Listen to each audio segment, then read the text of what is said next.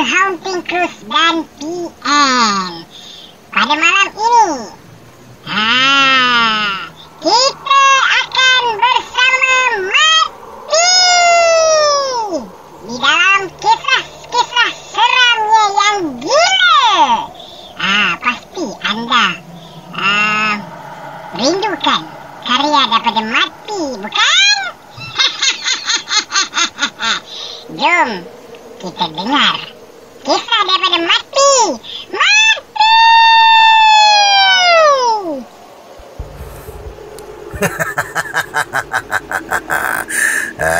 Mak P dah buat hal dah dengan karya-karya cerita seram gila dia ni. Baiklah saudara semua, pada malam ini Brother Fai akan kongsikan kisah seram Mat P. Kisah yang bertajuk Puaka Ladang. Entah kenapa aku suka sangat dengan air coconut shake. Tapi kalau kelapa asli aku tak suka pula. Apatah lagi isinya. Walaupun kelapa ni memang popular untuk dijadikan penawar, tapi bila sebut coconut shake, hai, meleleh air liur mendengarnya. Terbayang akan aiskrim vanila yang ditabur chocolate rice. Enaknya tiada terkata. Sedapnya tidak terhingga. Apatah lagi diminum ketika cuaca panas. Lain pula ceritanya pada hari itu. Langit mendung gelap menandakan hujan bakal turun dengan lebatnya. Tapi lidahku menginginkan sesuatu yang manis dan sejuk. Ya, aku teringin minum air coconut shake yang dekat simpang jalan nak pergi bandar tu. Aku bermonolog di dalam hatiku. Aku apa lagi? Terus mencapai kunci motor EX5 Dream kesayangan aku yang baru aku tukar carburetor RX dan rim sukan 3 batang jenama Racing Boy warna putih tu. Bukan nak sembang, tapi kalau setakat motor yang menjadi gila anak-anak muda sekarang ni, Yamaha 15 tu memang makan asap lah mereka. Oh ya, nama motosikal aku ni Siti Sarah. Kau tak ada nama lain ni Mak P. Aku hidupkan motosikal dan meluncur laju ke jalan raya kerana bimbang akan kehujanan. Jika terlambat, namun sempat aku mencuba kemahiran aku mengangkat tayar depan, atau lebih dikenali dengan wheelie. Masuk je gear 2, aku terus angkat. Dengan bergayanya tayar motor aku naik dan tanpa segan silu terus aku terlentang ke belakang. Cepat-cepat aku bangun dan memeriksa jika ada sebarang kerosakan. Nasib baik hanya cala manja saja. Namun kedengaran dari belakang suara-suara sumbang geng budak-budak basikal lajak gelakkan aku. Aku abaikan dan terus membelah angin menuju ke gerai coconut shake yang agak jauh dari rumah aku sebenarnya. Tidak lupa aku untuk menutup visor helmet akibat malu yang bukan kepalang. Lebih kurang 10 minit jugalah baru aku sampai ke gerai coconut shake tu. Dari jauh kelihatan owner gerai tu termenung sendirian. Agak aku namanya Fairuz. Aduh, nama aku ni. Sebab gerainya ada diletakkan nama Fairuz Coconut Shake. Dung, preng, boom, kebah, boom. Kilat mula sabung menyabung. Hujan mulai turun dengan lebatnya. Assalamualaikum, Bo. Nengung molek napok. Teringat kau gewe kau? Sapaku dalam dialek Kelantan. Namun tiada jawapan. Bo, yuhu. Sapaku sekali lagi. Kali ni lamunannya terhenti. Sorry, Bo. Tak sedar ada orang mari. Ya, Bo, nak air kau? Nak hot campur kau, nak hot kosong? Balasnya. Mari hot special chocolate rice, tabur lebih sikit pintaku. Dia mempelawakanku duduk. Lagipun aku nak balik pun hujan turun dengan lebatnya. Beginilah nasib pengguna dua roda. Aku mengambil keputusan untuk lepak di sana sambil menikmati air kegemaranku. Ketika tu, tiada pelanggan lain yang datang. Sempatlah aku berbual dengannya. Aku berkenalan dengannya. Jadi, betul lah nama dia ni Fairuz. Tapi lebih senang dipanggil Koko. Patutlah nama gerai dia Fairuz Coconut Shake.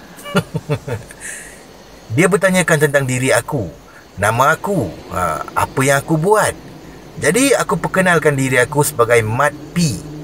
Aku ada menulis cerita seram sikit-sikit. Bo, ada Facebook kau? Bolehlah tambah kawe dalam senarai saing demo. Cari Mak P hok gambar profil pakai gambar Sinchan tu, ujarku. Ya bodoh, apa ni si Mak P tulis ni? Ya bodoh kau hok menulis cerita serai nama Mak P tu. Kawe memang baca sokmo cerita demo di kelab cerita serai.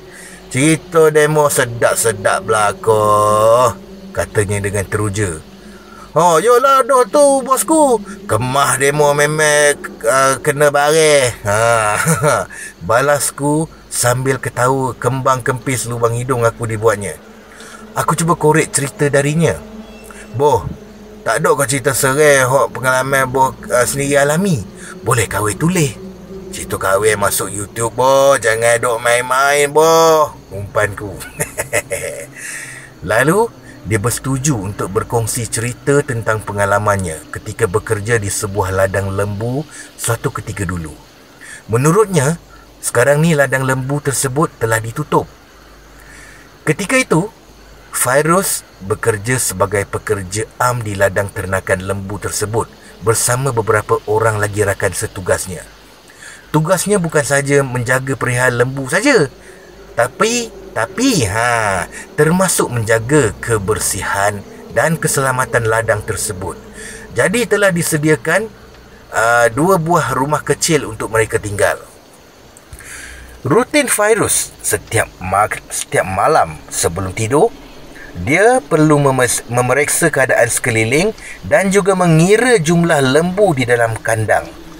Pada satu malam ni, sedang dia mengira bilangan lembu, dia mendapati seekor lembu telah hilang. Muna nala nira. Itu bahasa Tamil. 1, 2, 3, 4, 5. Fairuz mengira berulang kali dan pasti lembu telah hilang. Tanpa memaklumkan pada rakan setugas yang lain, Fairuz ke padang ragut berdekatan untuk mencari lembu yang hilang tersebut. Bertemankan lampu suluh, dia meredah kegelapan padang ragut tersebut. Sebenarnya, memanglah dia berasa agak takut memandangkan kawasan tu dikelilingi hutan yang agak tebal. Hanya bertemankan bunyi cengkerik dan bunyi tapak kaki sendiri berjalan. Langkah demi langkah, Fairuz menjejak dan memasuki ke kawasan hutan. Tiba-tiba, dia perasan akan kehadiran asap putih seperti kabus mula menyelubungi kawasan hutan tersebut. Pandangannya mula menjadi sangat terhad. Tambahan, cahaya lampu suluhnya agak malap dan akhirnya lampu suluh tersebut padam. Ya Allah! Ya Allah! Cubaan apakah ini? Fairuz menjerit ketakutan. Keadaan gelap gelita, hanya cahaya bulan samar-samar itu pun tidak membantu kerana dia telah dikelilingi kabus tebal. Nak tengok diri sendiri pun susah, apatah lagi nak berjalan pulang. Peluh mula membasahi diri walaupun cuaca sebenarnya agak dingin. Tanpa sedar, mulutnya menyanyikan lagu Maher Zain yang bertajuk InsyaAllah, InsyaAllah, InsyaAllah, you find your way. Sudahlah. Dipejamkan matanya, dibacanya ayat kursi dan 3 kul. Sambil berjalan menuju ke rumah memandangkan dia sudah agak biasa dengan kawasan tu. Hanya pada Tuhan dia berserah. La haula wa la quwwata illa billahil aliyil azim. Dengan susah payah, dia melangkah kaki. Ada kalanya tersepak batu dan tunggul kayu. Nasib baik ketika itu dia memakai kasut. Akhirnya, dia berjaya sampai ke kandang lembu. Alhamdulillah. Allahu Akbar, jerit Fairuz syukur. Dia kembali ke rumah dan menceritakan apa yang terjadi pada rakan-rakannya. Mereka keluar ke kandang dan mengira lembu. Pelik, bilangan lembu di dalam kandang memang cukup, tiada yang hilang. Sedangkan tadi Fairuz sudah berulang kali mengira. Okeylah, tak apalah, jom kita balik tidur, ujar rakannya memandangkan malam sudah larut. Kalau nak diikutkan, lokasi ladang tersebut agak keras. Bermacam gangguan yang mereka alami. Acap kali apabila sedang enak dibuai mimpi, mereka dikejutkan dengan bunyi batu dibaling ke atap rumah lalu bergolek jatuh ke tanah. Ada kalanya kedengaran bunyi tapak kaki berjalan di atas atap. Bila mereka keluar tengok, langsung tiada apa pun. Lama-kelamaan mereka lali dengan bunyi-bunyi tersebut. Pada satu malam yang lain, seperti biasa, Fairuz menjalankan aktiviti rutinnya, memeriksa di sekitar ladang. Tiba dia di kawasan tanaman pisang, ekor matanya seakan terlihat sesuatu penampakan. Penampakan yang berwarna putih. Lalu dia memandang. Ya Allah! Jerit Fairuz. Alangkah terkejutnya dia bila memandang pocong sedang berdiri di sebelah pohon pisang. Dia cemas dan menyelubungi diri. Dia mengeluarkan parang yang terselit di pinggang. Dengan lantang Fairuz menjerit, "Baik, mungkin jauh dari sini sebelum aku tetak mung." Jeritnya pura-pura berani dalam logat Kelantan. Brother Fai ulang lagi sekali lah. "Baik, mungkin jauh dari sini sebelum aku ketak mung." Jeritnya. Tapi pocong tu tak pergi pun. Terus berdiri di situ, diam seribu bahasa. Lalu Fairuz yang pergi. Kau pula yang pergi. Namun sempat dia menoleh ke belakang, lalu benda tu menghilang. Lega rasanya, bermonolog dia sendirian. Di depan rumah ladang tersebut ada satu pokok besar. Di bawahnya ditempatkan satu tempat untuk staf Cina atau Buddha sembayang dan berdekatan dengan kantin ladang. Di sekitar situ kerap kali kelihatan jelmaan berwarna putih di atas pokok berkenaan. Ada kalanya pokok bergoncang dengan kuat, sedangkan angin hanya bertiup sepoi-sepoi bahasa membelai pipi. Siapakah gerangan jelmaan putih tersebut dan siapa yang menggoncang pokok tidak juga diketahui. Sedangkan kawasan situ tiada kewujudan kera atau monyet walaupun berdekatan dengan hutan. Ketika ladang tu hampir ditutup, Fairuz dan beberapa rakannya diarahkan untuk berpindah ke rumah yang lain. Masih di dalam kawasan ladang, tapi agak terpisah dari bangunan lainnya. Di situ ada dua buah rumah berkembar. Satu rumah tu kosong. Katanya dulu dihuni seorang nenek yang membela pelesit. Cerita mengenai nenek tu tidaklah dia tahu dengan lebih lanjut, sebab kejadian tu sudah berdekad lamanya. Dan rumah tu ditinggal kosong kerana terdapat gangguan. Di sini aku ada buat sedikit penerangan tentang pelesit, hasil daripada bacaan aku dari cikgu serba tahu, Google. Cikgu di Google. Pelesit merujuk kepada sejenis makhluk halus.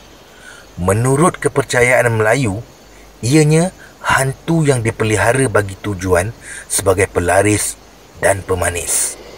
Hantu ni dikatakan secara lisan bahawa sangat berusaha menjadikan tuannya disukai ramai. Ia dinamakan pelesit kerana ia melesetkan. Banyak pun melesetkan. Menyesatkan melalui tujuan melaris diri.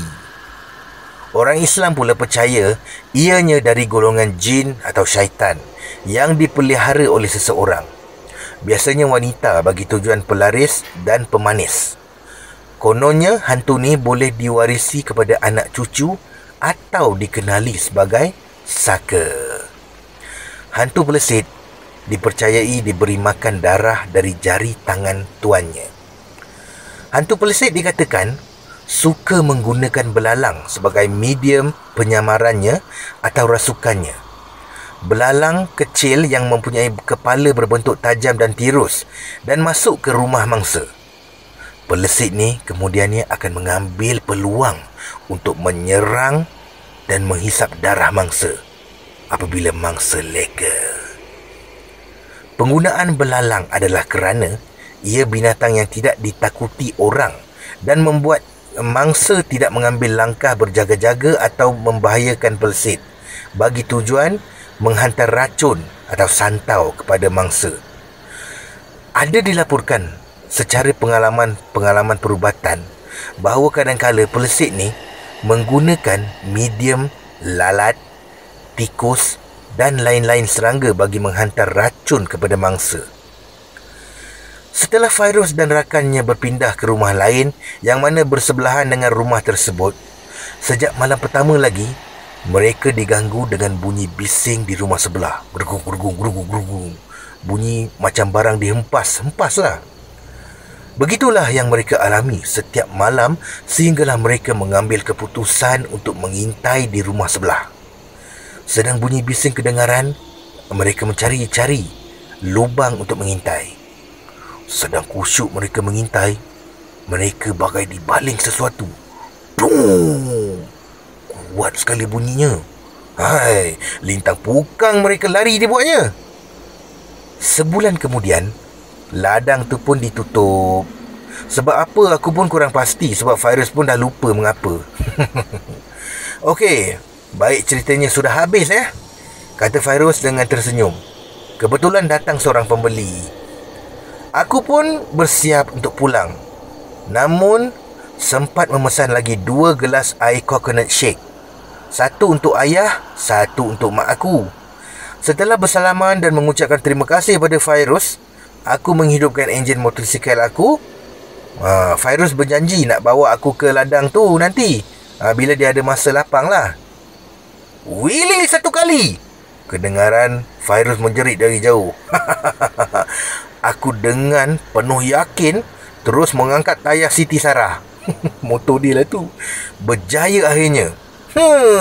Girangnya berasa hati ni. Aku memandang Fairuz dengan bangganya. Dalam perjalanan pulang, aku berasa sejuk di bahagian seluar aku. Rupa-rupanya air coconut shake tertumpah. Mungkin tumpah masa aku Willy Siti Sarah tadi tu. Alah, tak ada rezeki, omelku di dalam hati. Sekian. Mati! Kau punya cerita ni buat aku jadi gila tau. Kita jumpa esok malam dengan kisah-kisah yang lain. Bye-bye.